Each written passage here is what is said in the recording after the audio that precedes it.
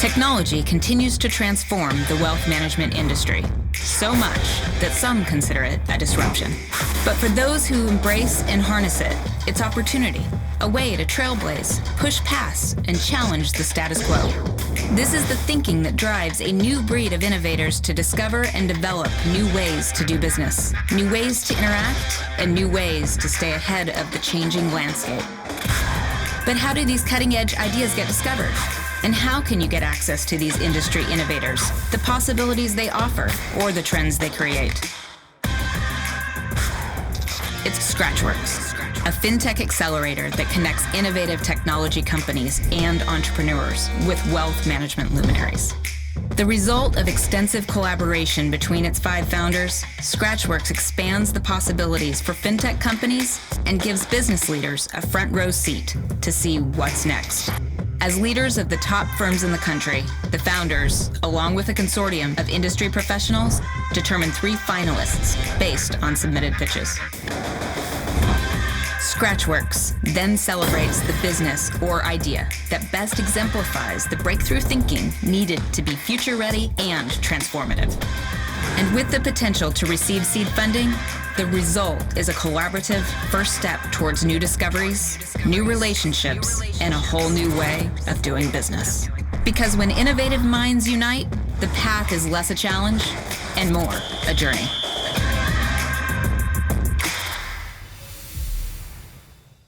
Hello, I'm David Cantor, head of the RIA and Family Office segments for Fidelity Institutional. Welcome to our final episode of Scratchworks Season 3. This year, we've been bringing Scratchworks directly to your home office for a fully virtual experience with more stories of innovation, anticipation, and ideas about how tech will continue to empower advisors to deliver more value to their clients. In each of our first 3 episodes, we featured a different advisor tech finalist. And today, we'd reveal the true intention of our investors as they decide if they will invest in any of these ventures. So let's check in with our investors as we enter the final deliberations and hear what's on their minds. So Marty Bicknell, as we enter the final deliberations with the finalists, what's on your mind? You know, we have 3 great entrepreneurs, 3 really good stories. I'm really excited to see what the other judges think from a valuation standpoint and what each of them are looking for. And John Jones, what are you looking to hear? Well, I think Marty hit it on the head with valuation. I'd like to understand how they support the valuations that they have on their sheets. So valuations are key. John Eady, do you have other thoughts? Is it taxes? Is it addressable market? Well, I think a lot of it is how does this fit into the RA world, and love to begin hearing the opinions and thoughts of the rest of the investors. We've gotten some good information from the presenters, but it's going to be how does this really fit into our business models? Got it. So sort of, drafting off of the energy of what I've called the Powerhouse 5. Shannon Yusi, you're known as a tough negotiator, and you really try to get the best value for your money. I've heard valuation, but what's on your mind as we enter these final deliberations? Yes, certainly valuation is important, and sustainability of their business model. I'm very excited to potentially make a deal here. All right, so we got one has said they're excited to make a deal. Michael Nathanson, what about you? Are you itching to spend some money? I don't know if I'm itching to spend some money, but certainly interested in spending some money. I share the same concerns regarding valuation for all 3 of them. But I will say that I'm very pleased because I thought those were 3 great presentations by 3 great entrepreneurs, and all of them are addressing important gaps and needs in the industry. Interesting. Well, thank you all, and it should be exciting, whether it's valuation, whether it's the RA ecosystem, but it will prove to be interesting, so the suspense is building. Now it's time to meet our finalists. 3 companies have made it this far: Act Analytics, Reallocate, and LifeWorks. We begin with their story. When the name LifeWorks was created, it was the idea of taking what matters most in your life and aligning that with the work that you do. LifeWorks. When people can simplify their lives and then focus on what really matters, then they can live intentionally. There are very few things that I can think of in life that are more important, life-changing interactions that we get to have. Advisors are constantly changing hats. They're going from organizing data and doing notes for compliance from my meeting with a client, to doing financial planning, to logging into another software to trade assets or to manage portfolios, and it's just a disconnected experience.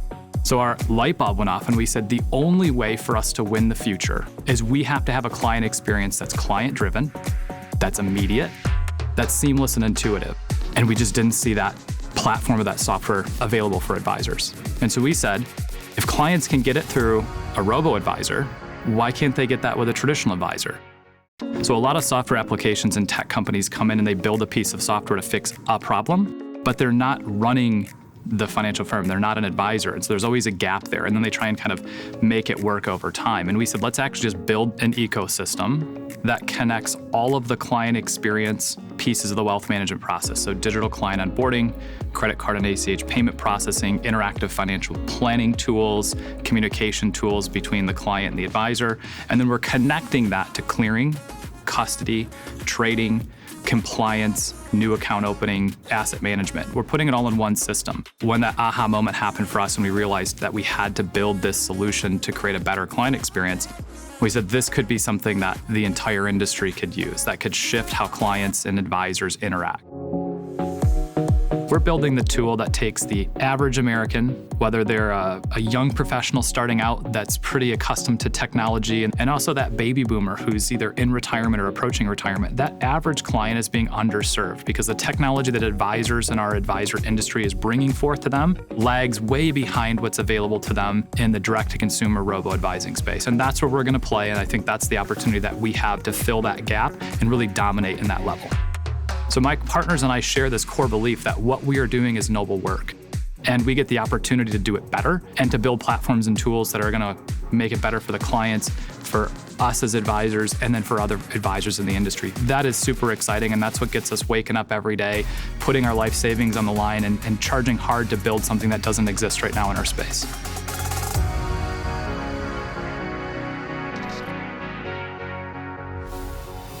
All right. Well, we've heard from Ron, we've heard about LifeWorks, and now we're at the moment of truth. So investors, let's have a conversation. Let's have a dialogue about what you think.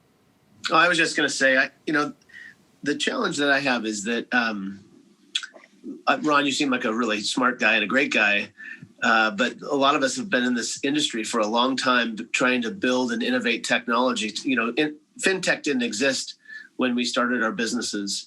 And so we had created our own technology, and then FinTech came along, and now we're plugging and playing in some systems and then creating our own systems for other things. I think the challenge that I have is that you've got companies on the call here that have hundreds of millions of dollars of revenues and invest millions of dollars a year into innovating to new technology that may streamline their own businesses. And we're all in the upper end of the market with clients as well as mass affluent clients and trying to streamline and make things better, as well as companies like Envestnet, Salesforce. The list goes on and on of other big tech companies that are investing in the space. So, we're spending 6% of our budget, roughly, $3 million, $4 million a year on technology alone, so not including payroll. So for those reasons, I just have a hard time thinking that you're going to be able to compete with firms like us that are trying to innovate, as well as the other firms like Salesforce and Envestnet and others that are behemoths out there. So for me, I'm out. Got it. So the upstart versus Goliath. Marty, let's go to you. Yeah, so I'm probably going to be a little bit on the other side. I definitely see the vision. I love the platform. I think it's exactly what the industry needs at this point. But Ron, I'm really stuck on the valuation standpoint. And I understand really what you're trying to do and what you have in front of you, and that's why I'm stuck on the valuation, because I know what somebody's going to have to come in from a capital standpoint to really help you get there. And to come in at 6%, I'm just not going to care. So the thought process is, I think you, number one, got to be willing to sell more of the company, and two, I think the valuation's got to come down. Interesting. Marty, we're going to come back to you. John's on the thesis, you're on the valuation. Let's go to Shannon. What are your reactions? I'm with Marty. I'm stuck on valuation. So I'd like to see if you're, willing to come down on valuation and, more of the company, because I agree it's a great idea, great platform. And for the advisors that are looking to integrate everything at the lower level on the AUM side, I don't think it really works for a firm like those you're speaking to now, because we do have all the key players in terms of technology, and we are trying to integrate that technology as well. I think you will be able to come up market at some point, but as it stands today, I think the major players are having a hard time integrating their software. So coming in with a platform that's maybe not as robust as Salesforce or Envestnet may be a little bit difficult. But I'm definitely interested and would like to hear more in terms of valuation. Got it. You're interested, but you're also saying go big or go home. John Eady. John Eady in Center Square, give us your thoughts before I go to Michael Nathanson. I'm going to fall in line with the rest of the team here. I think the challenge is finding something that's new. Folks have been searching for the silver bullet for a long time, and nobody's done it so far. So I'm struggling with why is this time different a little bit. And so I'm more focused on that side than so much the valuation, but that's where I'm challenged right now. So if I can get more insight and clarification on that, it'd probably be good. Interesting. So it's not different this time, or is it different this time? All right, Michael Nathanson, what are your thoughts before I come back to Marty?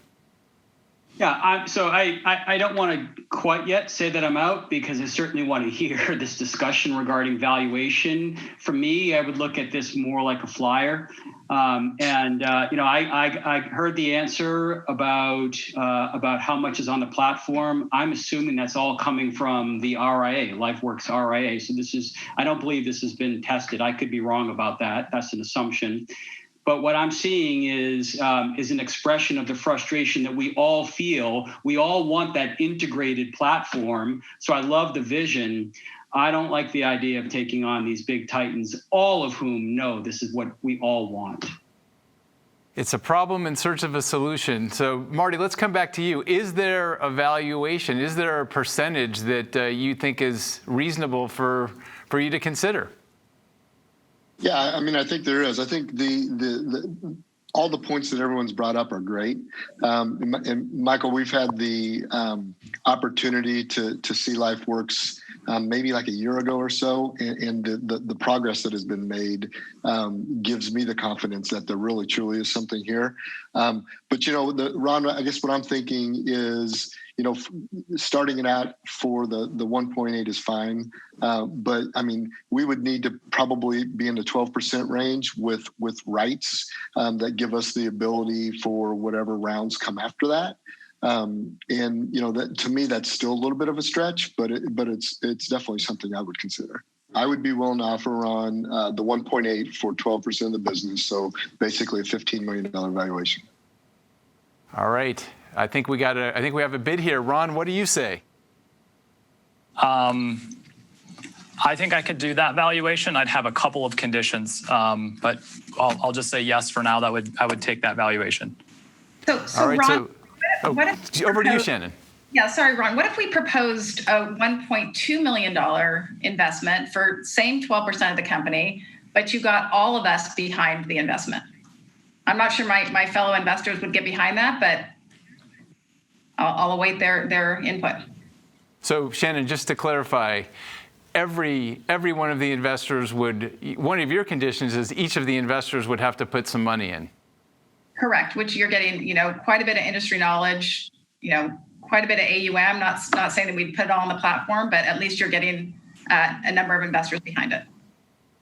So $1.2 million for 12% of the company at a $15 million valuation. At a $10 million valuation. $10 million valuation. Okay.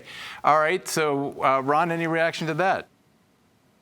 Yeah, no, I don't think, I'd love to have more investors involved potentially, because that obviously broadens industry reach, but not at that valuation and not at those terms.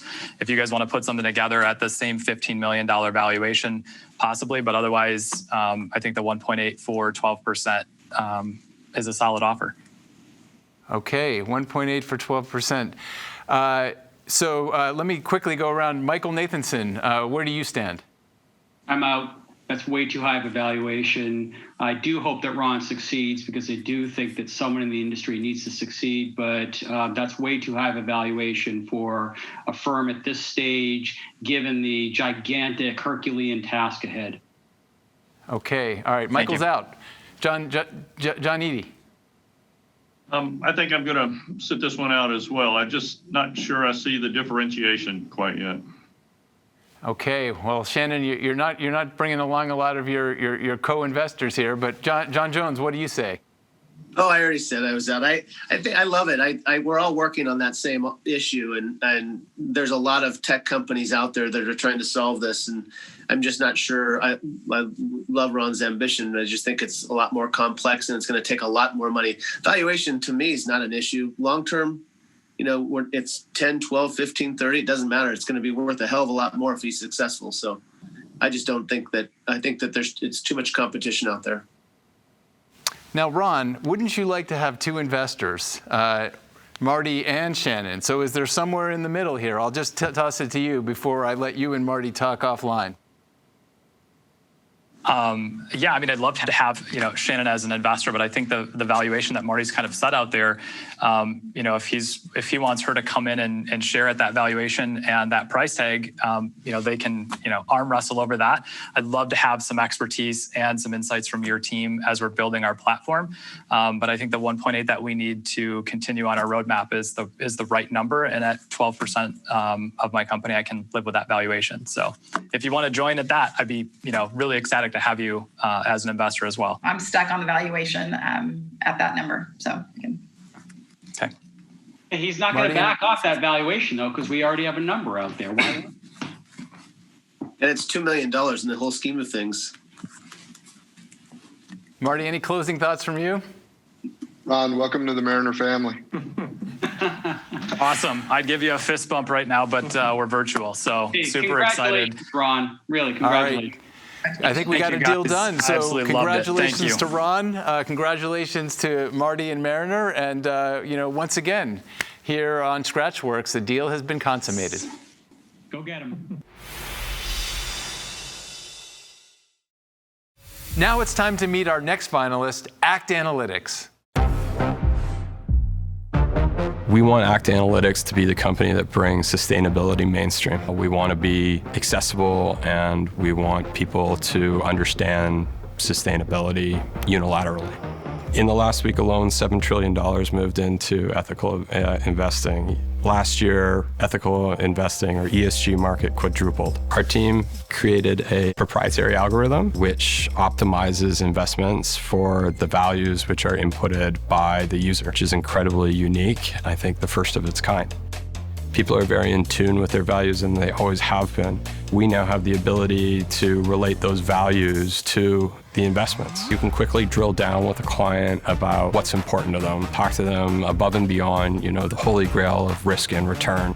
Our methodology takes industry sectors based in specific countries and regions because we believe that that is most relevant to investors to compare apples to apples and oranges to oranges when they're making investments. We evaluate those on 210 ESG factors, so environmental, social, and governance. Also include a C column as well, which is controversies. Those 210 factors are split into a materiality map, which is 15 different sections, which is emissions, product, diversity, management, controversies, and on from there. The advisor can use the reports to score a new portfolio against an old portfolio, which on the asset gathering side of things, where you're trying to compare and contrast what your competitors are doing and what you suggest that you can do, you can see an obvious advantage. Somebody once told us that it was impossible to have impact with public securities, and I think we've gone out there and proven them wrong.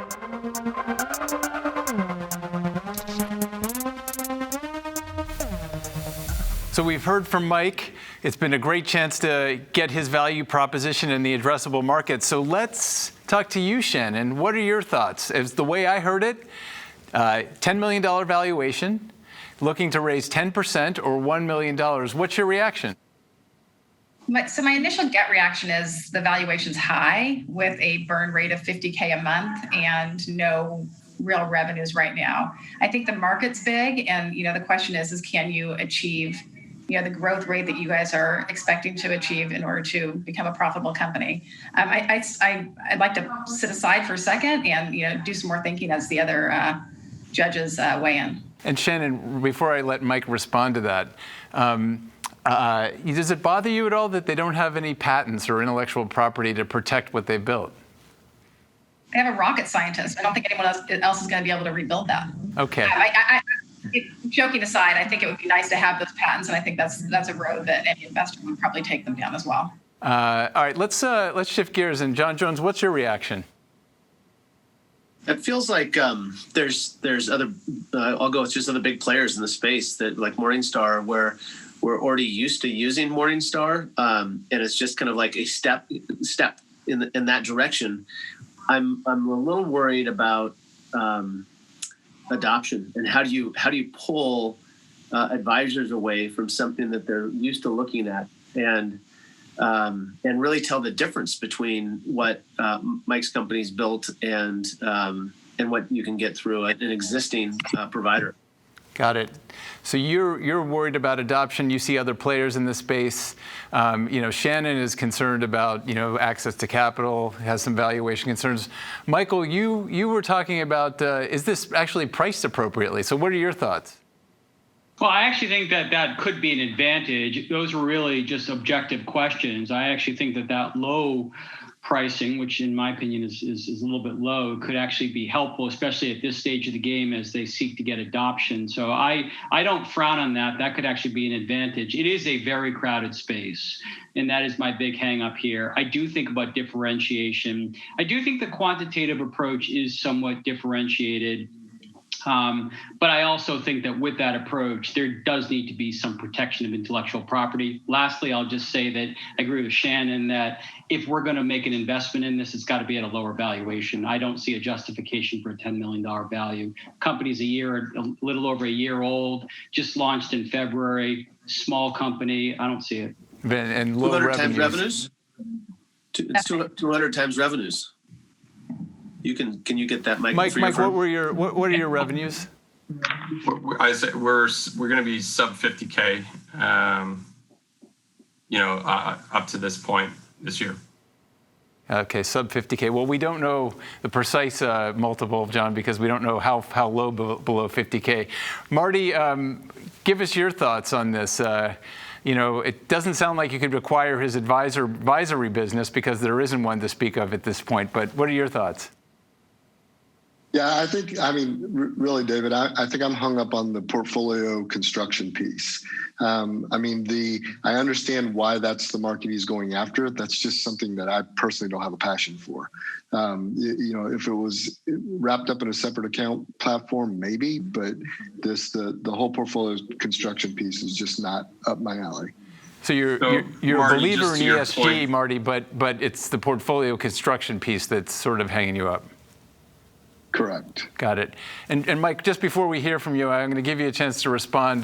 John Eady, do you have any thoughts that you want to share or questions that we can bring back to Mike? Yeah, I think this is a challenging space. I think from our firm's standpoint, we're just not getting any inquiries into this space. And so because of that, I struggle. I know what I read. I know what I see in the marketplace. So I'm struggling with even a need. And maybe that goes to Marty's portfolio construction standpoint of building portfolios to people that just aren't asking for this stuff. Right. So Mike, I think I've heard a few things. You've been to their websites. These are firms that care deeply about offering ESG investing to their clients. These are firms that are in the leading edge in terms of how they're serving their clients. But I heard valuation concerns. I also heard questions about what is the future in terms of the addressable market. So we get deals done here at Scratchworks. So is there a way that you can sort of refashion your ask and maybe you can actually walk away with a new partner? Sure. I think the saying is never let money get in the way of a good deal. So we're prepared to work on our valuation, absolutely. I think I think, Michael, it's important to understand that through our Bloomberg, through our Bloomberg partnership, we will be offering an ESG platform. We will be one of 2 ESG platforms on Bloomberg. And I think there are some very specific technological advances to what we are doing to the existing offering. And that is largely to an institutional market. Marty, in terms of looking at a TAMP, so our SS&C institutional partnership is going to give us an ability to look at the ESG qualities of institutional asset managers, which are offered amongst all of their, I think, 1,000 clients. So we are all over the unified manager account platforms. Shannon, I believe that, you said that it's a crowded space, and, I agree with you. I again think that we have been very unique in our transparency and our granularity. And I think that we can certainly work on a valuation that would, make us an attractive investment for you. So John, Mike, let's John, press you on the valuation, because we try to walk out of here and see if there's actually a deal that can be had. Your ask is $1 million for 10% of your company, but as we know, your revenues are sub 50,000. By my sights, 10 times revenue would be $500,000. Is that more in the market? Yeah, listen, 10 times revenue is, as I understand it, where tech companies are trading right now. And I think that would be, an acceptable place for us to trade at. And so would you make an offer of 10 times revenue? That's $500,000, and you'd give 10% of your company at what would be your ask? I don't want to put words in your mouth, but what are you looking for? Keep going, David. You're doing a good job. That math works pretty well. 10% of a $500,000 company is $50,000. Is that something you'd be willing? You'd be getting great partners here. That is the math. Listen, David, my understanding is that at this stage for our company, from the homework that I've done, you're looking at, on a seed round, between about $7 to $10 million valuation. We've got the partnerships, we've got a massive opportunity, and we've got an incredible product, which is second to none. I'm open to kind of finessing a situation where we could get platforms, where we could have users, paying users, which could sweat into some equity as well. Something a little bit more creative like that, because we are such an early stage company, is absolutely on the table. But once we're getting down to the $5 million mark, we're getting pretty skinny. All right. Well, you've sort of laid out some options, but I think now is the moment of truth. Let me go to each of our investors and see if they have an offer to make a deal done. And Mike, listen closely. So I'll start with John Eady. Are there terms by which you'd be willing to get a deal done here with our friend Mike? I think we're going to sit this one out right now. I haven't heard the valuation or the story compelling enough yet. Okay, well, thanks, John. Michael Nathanson, any offer that you'd be willing to make on a reduced valuation, and still, I think he's looking for about a 10% stake. Yeah, well, I'm interpreting what Mike said as he'd settle for, he'd go maybe to a $5 million valuation. At a $5 million valuation, if others were willing to come in and participate, then I might be interested, subject, of course, to our typical diligence. I still feel like there's a lot more to the story that I need to understand. So you're saying at a $5 million valuation, you would co-invest? Yes, subject to what I'm asking for is I'm curious as to whether some of my other peers are interested, and I would prefer to have a co-investor or more for this. Shannon, you see. I was just going to say that I wouldn't be opposed to that. Maybe not at that number. I need to do my homework a little bit more and actually test out the system. That's how I feel too. Because we are using similar systems, I think our team can be extremely valuable in terms of the research. I mean, I'd be looking at somewhere closer to a $2 to $3 million valuation based on the current market and where your revenues are. So I'm a little bit lower on valuation than Michael, but I think maybe our team's got a bit more experience on the ESG side. Got it. John Jones, at a lowered valuation with possible co-investment, what's your perspective? Are you still out? I would have to do a contingent on our team really analyzing whether we'd use it or not. Because if we could use it, then I would definitely be an investor. We have the demand from our customer base, and it's continuing to increase. And I don't know that there's a great solution out there. So I'm like, intrigued and willing to invest. The valuation still seems. I think I need to sit down with a spreadsheet and look at the revenue model to figure out, like, I agree, it's not 10x 50 grand or 40 grand or whatever it is, but how long is it going to take to even get to a substantial amount of revenue to get your even a 10x model? So, 5 million even seems like a stretch. When are we going to get to like a $500,000 revenue stream? What do you project revenues in 3 years if you got money? Right. So, Mike, what you're hearing before I go to Marty to get his final answer is concerns about valuation, concerns about really getting this uptick in the addressable market, and then the other part is who are the real competitors out there and what is their offering so that you can get this sort of usability testing. I think you've heard that loud and clear, but I still want to see, we have one last chance to make a deal here. So Marty, at a lower valuation, but still for 10% of the company, I heard 5 million. Is this something that you'd be interested in? I think I'll let Mike, John, and Shannon figure it out. I think I'm going to sit this one out.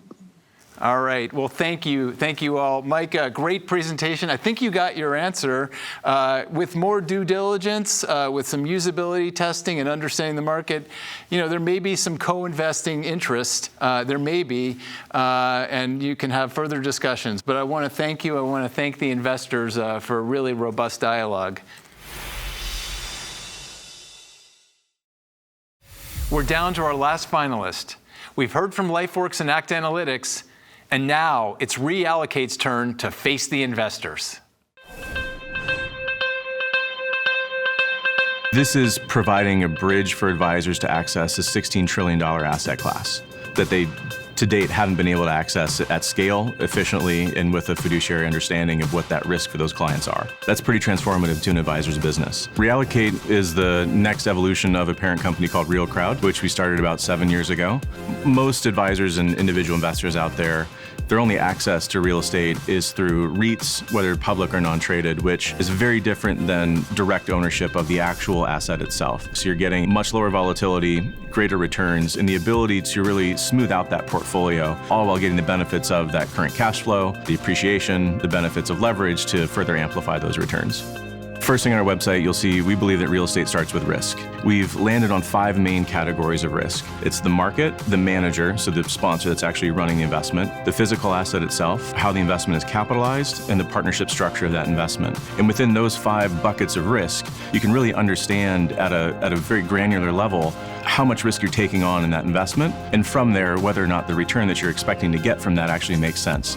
So it allows us to have a more appropriate risk-adjusted return conversation, which to date in the real estate asset class just has never existed. The concept is essentially how do we match a client's risk profile with a real estate investment? And there's 3 main components. First is understanding the risk of the client.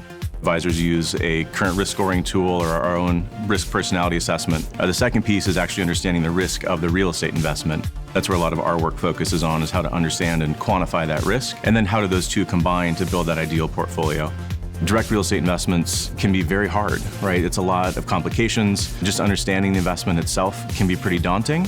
We're able to leverage the technology that we've built on the marketplace, where we've processed hundreds of millions of dollars of transactions into $6 billion of real estate, leverage that technology and that efficiency to be able to package this for the advisors to be able to have a fully digitized experience in these real estate investments. They're not having to add real estate experts to underwrite and source these investments. They can just plug into our platform and immediately have access to one of the greatest wealth creation tools that's been around. This basic philosophy translates to all alternative investments, whether it's private equity, venture, oil and gas, infrastructure, transportation. The ability to take this concept of understanding and communicating that risk and building a portfolio of alternative investments beyond just direct real estate is a huge opportunity for us in the future. Also, those 5 risk categories still remain, so the ability to take this to a truly global access platform is absolutely where we intend to go.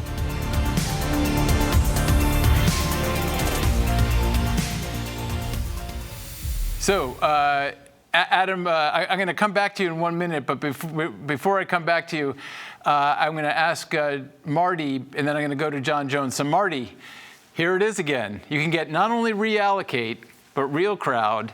And, he's offering $20 million valuation. You could get 15% of the company for $3 million. What do you say? David, I say when time is right, you got a future in doing reality TV for sure. That may be sooner than you think. Talk show host. Adam's great. He's doing a good job. I love the business. I'd love to invest in it. And Adam already knows, I'm struggling with the valuation, as like everyone else said. For that reason, I wouldn't be able to invest. John Jones, this is your chance. Scoop it up. Yeah, I think the only way I could invest is if I would say if Shannon and Marty invested, just because of the potential distribution channel that they have. We have the solution for our clients, and it could be a possibility to use some of it. But I'm not. I just don't know. I guess I don't know the smaller RIA market and whether it's a product that those clients should be in. If they, they're not. I think a lot of them aren't accredited investors. So, Adam. Yes. You got the Powerhouse 5 here of investors. We do. And my idea for you is, why don't you, politely decline this family office that's willing to lead the round, accept the lower valuation, get all this brain power here. So, I haven't heard from them a concrete valuation other than what Shannon put out there. And Shannon, what was your valuation and your number again? I think it was $1.5 million for 15% of the company. So correct. A $10 million valuation? Correct. So I think we could get the Powerhouse 5 if you cut the valuation, but just think of the growth you'll have on the upside. Well, let's see if we can do even better. So, Michael, to your point about taxes, one of the things that we've looked at is creating a special LLC for investors if they have a large enough asset base, which would allow all those individual K1s to flow into one single entity K1. So that could dramatically simplify the tax burden. And John Eady, I hear you're potentially interested. So if we can answer the tax question, Michael, and if we can get everybody else on board, maybe there's a deal to be had here at something lower than that. So at 10 million. I don't know. 10 million is a little bit steep. That's again based on where we raised money when we were first in our seed round back in 2013 was where we raised that at. So I'd say we've de-risked the platform considerably since then. We've got revenue and we've got a huge growth potential in front of us. So 10 million, I don't think we can do. All right, last chance. I'm going to try to get a deal done right now. Shannon, would you do 15 million? I was just going to say, look at the billions of dollars in AUM that you're talking to right now. So I think it's the difference between access, what you have now, and having the ability to have access and us opening some doors as well. Adam, how much did you raise back in the first round? We raised a total of $4 million between seed round and extension rounds over the years. All right, I tried to the Powerhouse 5. I tried, Adam. I don't think we're going to get a deal done today, but I want to, congratulate you as well on a fantastic presentation. Mr. Canner, I think I don't know that we're done here.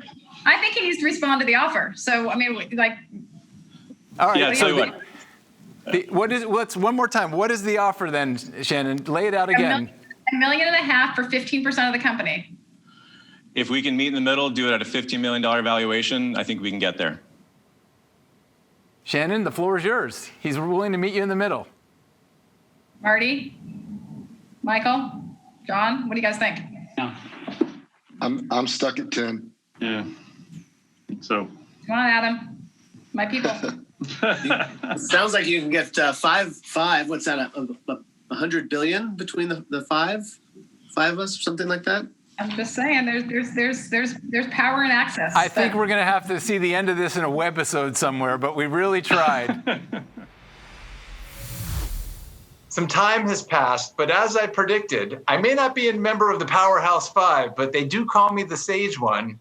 I think Adam has come to his senses and is ready to make a deal, or has made a deal, with at least some of the Powerhouse Five.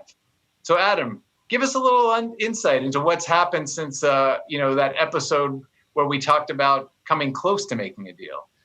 David, excited to announce that after the taping concluded, we continue the conversations with the panelists. And today we signed a term sheet for the full $3 million ask, with Marty and his team at Mariner Wealth Advisors leading the charge on behalf of the panelists. So Adam, was the key to making the deal all about access? Ultimately it is. We are so excited to have access to be able to partner with such an amazing panel of advisors, what they've done for their business and how they've grown their companies. To be able to tap into that and have them as partners is huge for us. It's irreplaceable. So that is a huge part of why we were able to come to a deal, and we're excited to continue to roll that out. Now, you have to tell us, because our audience wants to know, was every member of the Powerhouse Five part of the investing team? Still TBD. Marty's leading the charge, though, but we're going to find out soon. Excellent. Well, that's such great news, and congratulations. As I said, I can't say that I'm surprised. I did predict it, but sounds like you're on a new course for adventure. Absolutely. And we're excited to continue the growth, and you'll hear more from us soon. So Adam, with this $3 million infusion of capital, what comes first? How are you going to use the money? First, it's going to be hiring the right people, right? So much of how you grow a business is making sure you have the right team. In the midst of the COVID crisis right now, there's some really great talent out there that's available. So we're excited to find those right key hires, engineering, underwriting, due diligence, and really build out the team to make sure that we can see that growth that we're trying to unlock. Adam, give us your take on the Scratchworks experience. Would you give it 2 thumbs up or just an A-OK?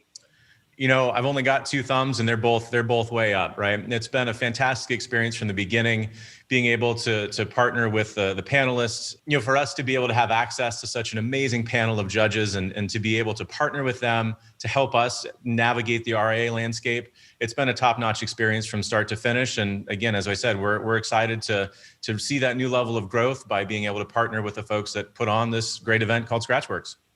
Excellent. Well, you got to meet many panelists, but you have to answer this question before we close out. Who was your favorite moderator? Oh, there's only one, David. There's only one.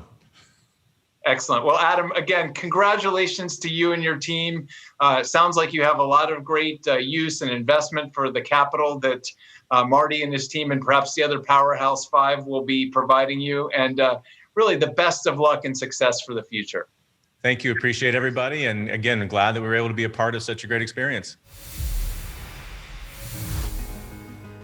That wraps up our 4th and final episode of Scratchworks Season 3. I believe we've fulfilled the Scratchworks mission of connecting innovative wealth tech companies with wealth management luminaries to advance the digital transformation of our profession. Thanks to our investors and finalists for engaging in such rich dialogue. And most of all, thank you to you, our viewers. We truly appreciate your interest and engagement. The advisory community will be the ultimate judge of the capabilities of these wealth tech companies. And a reminder that Scratchworks Season 4 is now open for submissions. Please visit scratch.works for more info, and we look forward to seeing you in Season 4. We at Fidelity Institutional are proud to call many of you our clients and look forward to serving the advisor community and connecting you with innovative programs like Scratchworks. On behalf of Fidelity and the Scratchworks team, we wish you, your families, and firms a healthy and prosperous remainder of 2020.